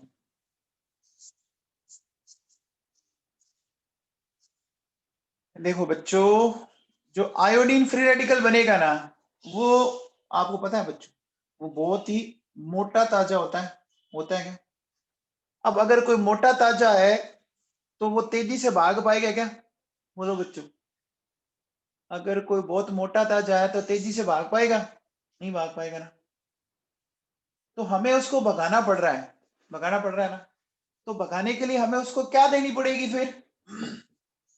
भगाने के लिए हमें उसको क्या देनी पड़ेगी बच्चों? एनर्जी देनी पड़ेगी। तो कैसी रिएक्शन हुई, कैसी रिएक्शन हुई बच्चों बताओ? एंडोथर्मिक, है ना। देखो बच्चों, फ्लोरीन के केस में तो क्या हुई, फ्लोरीन के केस में तो क्या हुई, एक्सोथर्मिक हुई। और आयोडीन के केस में क्या हुई, एंडोथर्मिक। अब बच्चों ये जो बीच वाले बचे ना, ये देखो बच्चों प्रैक्टिकली हमारे लिए दो ही काम के, क्लोरीन और ब्रोमीन, है ना। ये बच्चों क्या करते हैं, डिफ्यूज सनलाइट में ये रिएक्ट कर सकते हैं, मतलब इनकी रिएक्शन इतनी विग्रस नहीं होती कि वहां पर एक्सप्लोजन हो जाए, समझ में आएगा। तो सिर्फ और सिर्फ हमारे लिए जो यूजफुल है वो क्लोरीनेशन एंड ब्रोमिनेशन है बच्चों, ठीक है ना, प्रैक्टिकली यूजफुल है बच्चों।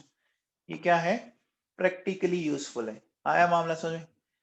अब देखो बच्चों सुनो, अगर आप एल्केन का आयोडीनेशन करते हो ना, तो एल्केन का आयोडीनेशन देखो बच्चों हमने ऐसे करवाया, करवाया बच्चों। लेकिन पंगा क्या होता है बच्चों, ये जो रिएक्शन है ना, ये आपकी रिवर्सिबल रिएक्शन है ना बच्चों। ऐसा क्यों? ऐसा मैंने एक दिन एनसीईआरटी में आपको बताया था कहीं पर, याद है क्या? ऐसा मैंने कहीं पर एनसीईआरटी में बताया था बच्चों। बताऊं आपको लाइन वापस? आपको तो मैं भी बता सकता हूं। देखो आयोडीनेशन जो होता है ना, वो बड़ा ही क्या है,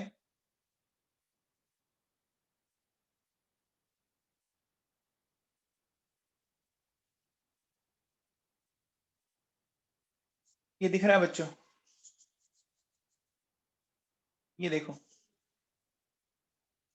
यहां से पढ़ो आप, देखो reaction with iodine are reversible in nature, reaction with iodine are reversible in nature and require the presence of an oxidizing agent HNO3। ये लिखा हुआ है क्या बच्चों? पढ़ाया था ना, ये पढ़ाया था, आया था ना बच्चों। अब याद करो यार, एनसीईआरटी में जब आ गया। देखो बच्चों क्या बोलेंगे, देखिए होता क्या बच्चों, हम ये कह रहे हैं, इसका रीजन ये होता है कि बच्चों यहाँ जो ये एच बन रहा है ना, ये एक तगड़ा वाला रिड्यूसिंग एजेंट है। क्या है? देखो बच्चों मैं पूरा ढंग से इसकी लाइन लिखता हूँ, देखिए क्या कह रहा हूं मैं, देखो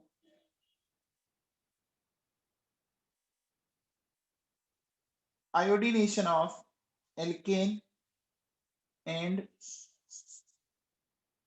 benzene is a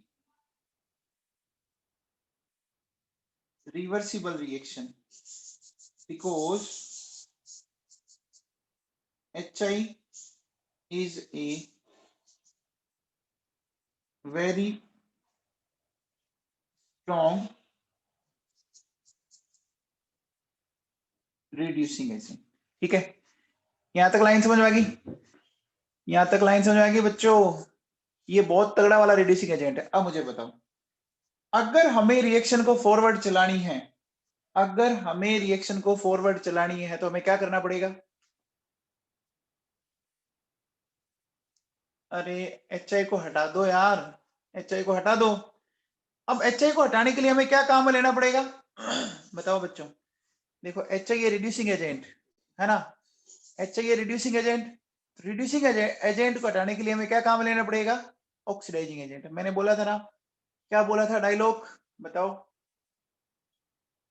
एक डायलॉग मारा था।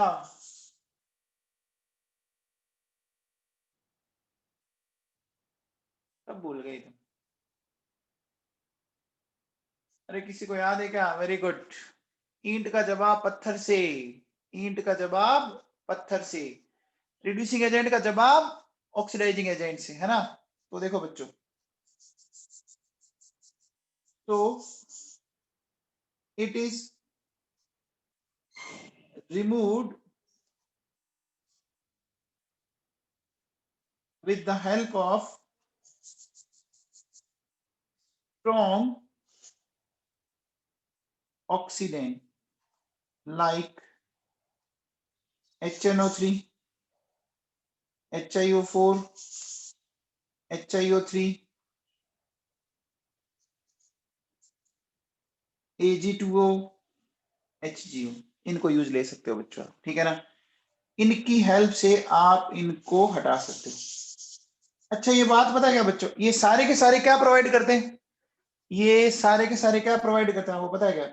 ये सारे के सारे नेसेंट ऑक्सीजन देते हैं बच्चों, याद है क्या?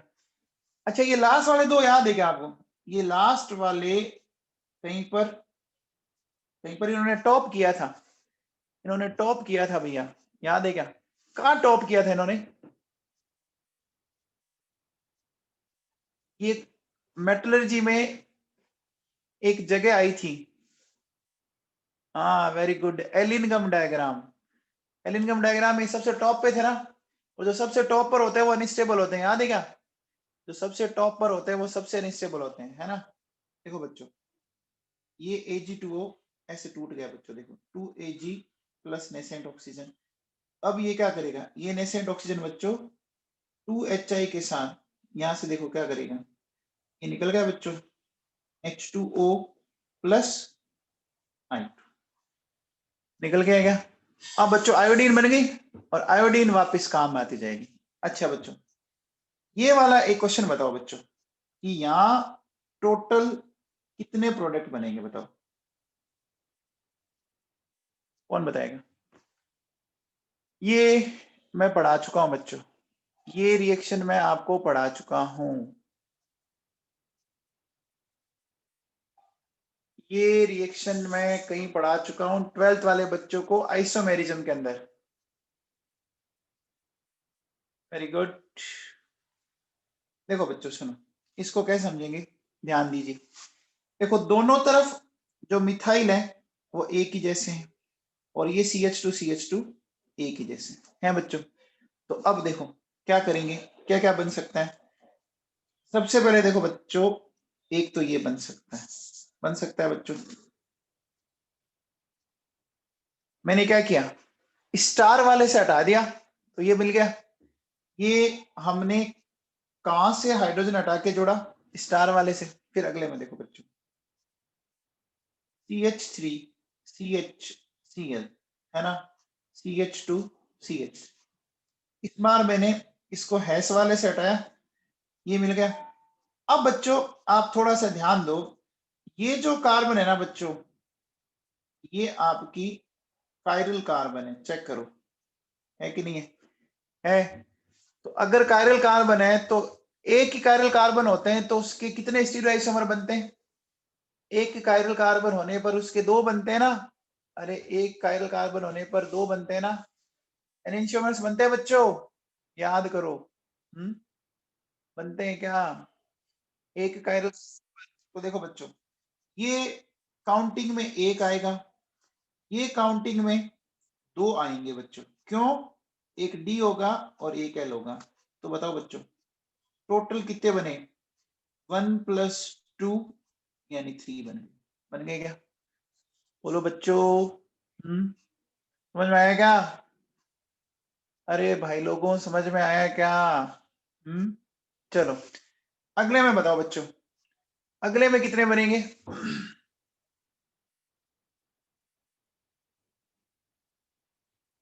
अगले में कितने बनेंगे बच्चों? देखो बेटा, आप एक काम करो, बना के चेक कर लो, है ना? आप ऐसे करो, देखो CH3 CH3 CH2 ये ले लिया मैंने, एक बार तो यहाँ लगा दिया मैंने, ठीक है? फिर देखो बच्चों, CH3 एक बार मैंने यहाँ लगा दिया। फिर देखो बच्चों, नेक्स्ट कंडीशन में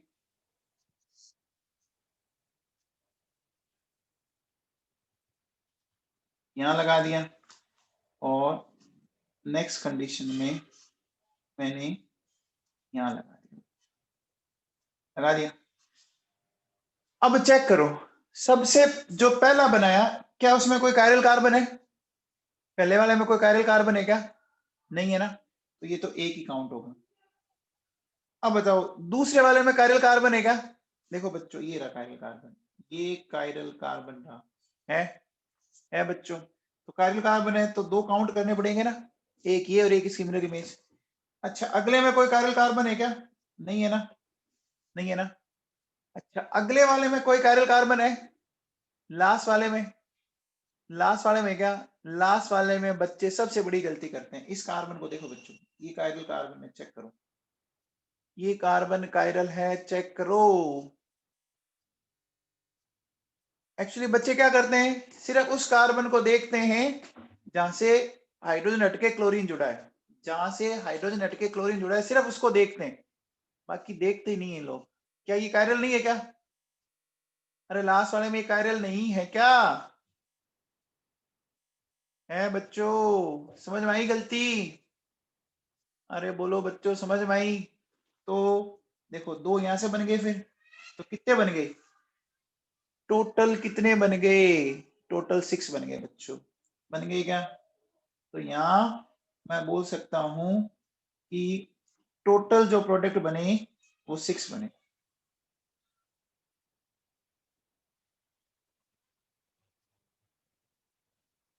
इंक्लूडिंग स्टीरियो आइसोमर्स, ध्यान रखना, ये टोटल 6 जो प्रोडक्ट बना रहा हूं मैं, कैसे बना रहा हूं? इंक्लूडिंग स्टीरियो आइसोमर्स, है ना? स्टीरियो आइसोमर्स को इंक्लूड करके बना रहा हूं, है ना? नैना मदान, मैंने ऊपर वाले में आपको आइसोब्यूटेन बोला थोड़ी ना, मैंने तो एन ब्यूटेन की स्ट्रक्चर बनाई है, मैंने ये थोड़ी ना बोला कि ब्यूटेन के बना के बताओ। अगर मैं बोलता ब्यूटेन के बना के बताओ तो आप एन और आइसो बताते। नीचे वाले में क्या मैंने आपको बोला है क्या कि पेंटेन के बनाओ? मैंने तो आपको स्ट्रक्चर दे रखी है सिर्फ, है ना? ये आइसोमेरिज्म में क्वेश्चन करवाए थे मैंने आपको, आइसोमेरिज्म में मैंने ये क्वेश्चन करवाए थे, याद करो। आप कॉपी जाके चेक करना, आपको मिलेंगे नोट्स में, और कहो तो मैं भी दिखा सकता हूँ आपको, हाथों हाथ दिखा सकता हूँ मैं तो। बच्चों ये जो मैंने पढ़ाया है ना, ये देखो बेटा, ये आ जाओ बच्चों, ये दिख रहा है क्या मैंने आपको आज पढ़ाया है? ये from alkanes by free radical halogenation, क्या ये पढ़ा दिया बच्चों? तो अब आप टिक करेंगे इसको। Free radical chlorination and bromination of alkanes gives a complex mixture of isomeric mono and polyhaloalkane, which is difficult to separate as pure compounds. Consequently, the yield of any single compound is low. अब देखो बच्चों, ये दिख रहा है आपको सामने, ये ब्यूटेन जो अभी मैंने आपके सामने एग्जांपल करवाया था, ये ब्यूटेन दिख रहा है, इन ब्यूटेन। इसने देखो बच्चों दो प्रोडक्ट बना रखे हैं, और जो दूसरा प्रोडक्ट बना है उसके कितने बन जाएंगे टोटल? दो बन जाएंगे ना? हाँ, अगर आपसे देखो बच्चों, इसमें आंसर क्या हो सकते हैं, अगर आप ये बताओ बच्चों, स्ट्रक्चरल आइसोमर्स, तो आंसर क्या जाएगा? दो जाएगा। स्ट्रक्चर पूछे तो दो जाएगा, और पूछे कि भैया total isomers, including stereo isomers, तो आंसर क्या जाएगा? 3 जाएगा। अरे बच्चों समझ में आया क्या? स्ट्रक्चरल पूछे तो आंसर क्या देना है, और स्टीरियो पूछे तो क्या देना है, समझ में आया क्या? अरे बोलो बच्चों, समझ में आया? अब देखो बेटा, क्या ये आप कर सकते हो बच्चों? देखो, identify all the possible monochloro structural isomer, इसने सिर्फ स्ट्रक्चरल पूछा बच्चों, स्ट्रक्चरल पूछा ना। Expected formed on free radical monochlorination, बच्चों ये अभी जो मैंने लास्ट एग्जांपल लिया था, क्या ये वही है क्या? ये आइसोपेंटेन है क्या? अरे बच्चों ये आइसोपेंटेन का ही बना है क्या? तो स्ट्रक्चरल पूछे तो आंसर क्या जाएगा? स्ट्रक्चरल पूछे तो आंसर क्या जाएगा? 4 जाएगा। देखो इसने 4 लिखा है, ये देखो 4 different type of hydrogen atoms, है ना बच्चों। और अगर स्टीरियो पूछता तो 6 जाता बच्चों, फिर डी और एल होता, है ना।